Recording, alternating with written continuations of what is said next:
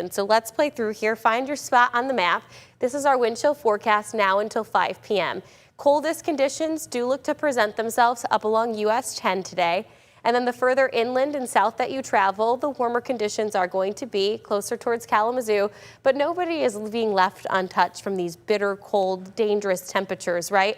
And then tonight and into early tomorrow morning, this is when not only do our wind chill values drop down towards -20 to -30, but this is when we also are going to see our real temperatures dropping down that cold. In fact, our winds are going to be fairly calm during the overnight hours, and that's really helping us in this forecast, believe it or not, because with winds only sustained at about 5 to 10 miles per hour, our temperature could potentially be reading as cold as -20 degrees come very early tomorrow morning.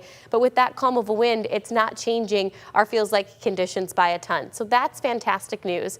Consistent throughout your Saturday, we do start to slowly but surely see some improvements. Still very cold outside nonetheless, but when it comes to that extreme, dangerous cold that we're worried, life-threatening cold temperatures, that is slowly going to work its way out of West Michigan throughout the weekend. Headed into your Sunday with temperatures sitting closer to 0 to -10 degrees for our feels like temperatures, and actually starting to break towards double digits for our real readings by the time we reach your Sunday afternoon. But this cold air mass, it really looks to be here to stay for quite an extended period of time.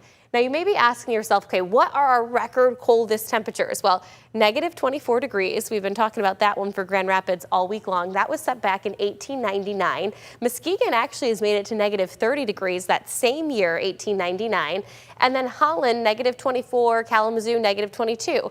I think places like Holland, Kalamazoo, and Grand Rapids all have a good shot at least getting near that record. I think Grand Rapids has the best shot of potentially meeting or breaking that record tonight, but it will be close. As for our low temperature benchmarks recently, so in recent history, we did actually drop down to -10 degrees. That was back in 2021. I didn't remember that one for us here.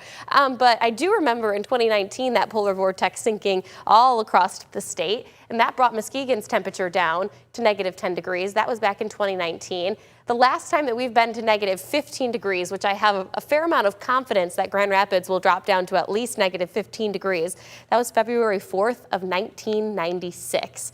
And then -20 degrees, we got to go way back, all the way back to February 1st of 1918 for Muskegon and 1994 on January 19th. So for many people, this is going to be the first time they've ever experienced that cold of conditions. Extending out in our forecast, though, over the next several days, we do start to see some improvements. Our extreme cold warning only extends until 11 a.m. tomorrow morning.